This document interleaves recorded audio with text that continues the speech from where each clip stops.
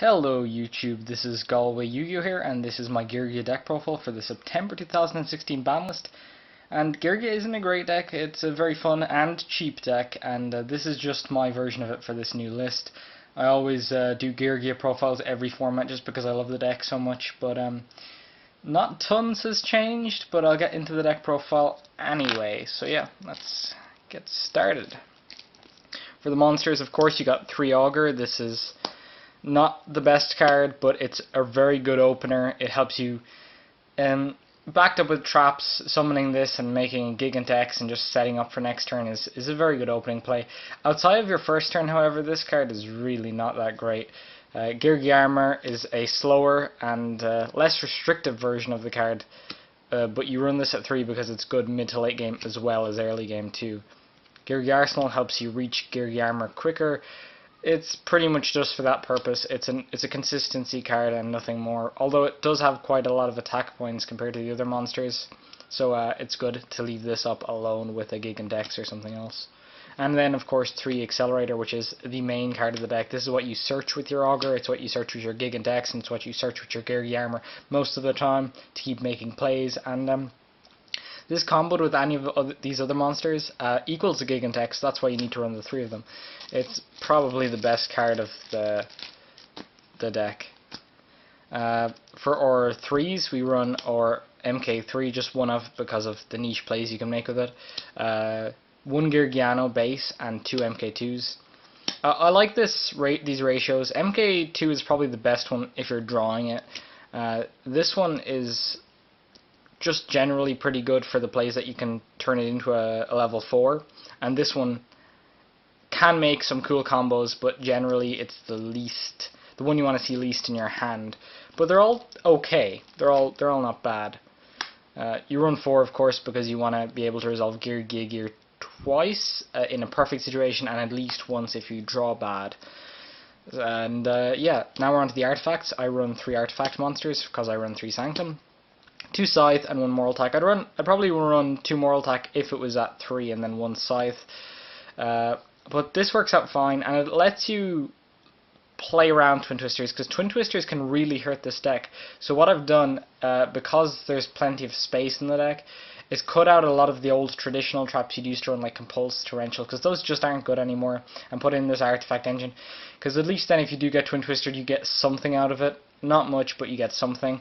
Whereas if you were running cards like Compulse and Torrential, which besides not being that great this format, you won't minus as much. So yeah, 3 of those. And then the last 2 monsters are Max E, because that's at 2 now. It helps you do things when you're going second, but more than that, it's also good to draw more combo pieces when your opponent's going off, because this deck is a lot slower than the other decks that you'll be seeing this format, like Burning Abyss, especially the PK variant, as well as things like Pepe and Cosmo. All of those decks, this is pretty good to be able to, stop them from making too much plays without giving you tons of advantage. That's it for the monsters. There's quite a lot of those, because I was going for a more aggressive build than I was a few formats ago.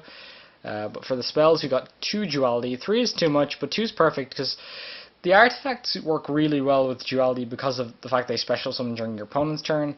And Geargia Gear also works well with Duality and allows you to dig for those power traps, especially strikes. It's really good for getting, something like a strike to defend your play for next turn.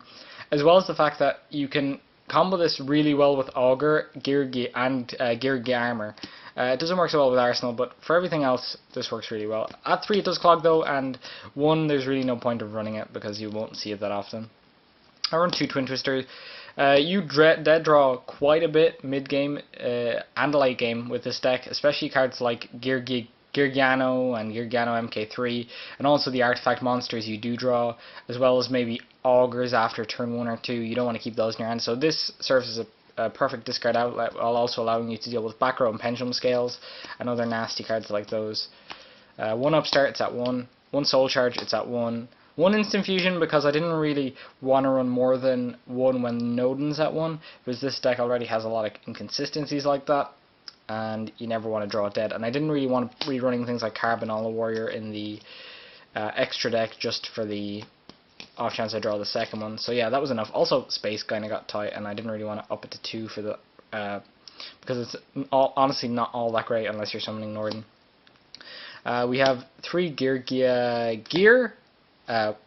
Probably the only reason this deck can contend anymore, because otherwise it's too slow. And even though this is kind of an inconsistent card because you have to run 4 Geargiano cards, it's still worth running just because without it this deck really hasn't a lot of chance, and it's just a weaker version of Satel Knights in that case. So I run 3 of this. I run 3 Sanctum. This is because I'm running the Artifact Engine, and this is actually a really good card with Twin Twister in the format, but also a really good card with Duality and Augur, because you can treat these like monsters almost on your opponent's turn, and they disrupt. That's the most important thing. Scythe and Mortal can disrupt a lot of decks, even in this meta. We have 3 strikes, extremely important, and I'm glad I picked up the last 2 of these. Super important card because it's one of the only good trap cards that this deck can run, because otherwise traps are just not that good this format. So yeah, 3 strike, and of course the 1 warning. That's all you really need. And I run for my last 2 traps, Bottomless and Trap Trick, Trap Hole, Nightmare. This is because Rafflesia is actually very good against Burning Abyss. This can take the only Sir of the deck out of the game completely, and this can stop a Dante in its tracks. And that's all it really needs to do. If they can't out that Rafflesia without like making a Beatrice or something, this really shuts them down. So I just run these 2, and they're not bad traps even if you do draw them. Especially Trap Trick, Trap Hole, Nightmare, which is quite a good trap in general, but also Bottomless, Trap Hole. The reason I don't run 2 Trap Trick, Trap Hole, Nightmares though is because I said before, oftentimes you'll just be using these from the deck with Rafflesia, and you want the toolboxing options. So that's it for the 40 card main deck. I don't run Demise. Demise is awful in this deck because you always want to keep a Geargia in your hand for next turn, and I don't run Desires because it's just really not that good in a deck that relies on the Artifact Engine and also on your Geargianos. If you banish more than one of those, you've pretty much shot yourself in the foot. As well as if you hit a Geargia Accelerator, you're also gone. So neither of those cards are very good in this deck at all. 3 Geargigan decks, my bad. By far the reason you run this deck. It's pretty much what sets this deck apart from Satellar's, because now you have an Exceed that can search and keep your plays going for next turn, instead of having it in your main deck monsters. So it's a very good card, and you need 3 of it. And then 1 Emerald, and that just shows you how much you do need Gigan decks, because you do need Emerald, which works as your 4th Gigan deck, because it shuffles one of these back, as well as maybe an Accelerator and a Arsenal or whatever else. It's a very important card. You could almost run Emerald at 2, but I haven't ever needed it, so I don't run it. We've 1 Pleiades just because the artifact. Off Soul Charge you might see it, but you'll summon this card once in a blue moon. It doesn't come out often at all. 1 Solo Silver Mountain, same deal as Pleiades. It's just because if you draw MK2 and you can bring back a plain Geargiano, you can overlay into this card, which is actually quite good. It can special summon monsters when you destroy a monster by battle. So from your grave you can get back a Geargia Armor, I believe. Let me see. 1 Earth. Yeah, you can actually just summon a Geargia Armor back if you destroy a monster with this, and it also kind of works like Alucard. It stops your opponent from activating certain spell and trap cards temporarily. As long as this card remains in the field, they can't do anything with them. So it's quite a good card, and it was the rank 3 I decided to run over anything else. I could have ran Breaksword, and I could have also ran something like Levier or something for those situations. But this is generally good no matter what situation. It's good offensively for destroying monsters and getting monsters back, and good defensively for, you know, stopping your opponent's spell and trap cards. Then we've 1 Node, and that's obvious, I don't need to explain that. For the toolbox, I run 1 Diamond Direwolf, 1 Rafflesia, 1 Cowboy, 1 Ark, 1 Castell, 1 Dweller. Those are all very obvious why I run those. They're some of the best generic rank 4s, so I run those as 1 of each's. And then I run 1 Deltros with the Constellant Diamond. Diamond is great against BA, and is one of this deck's only real ways to deal with them.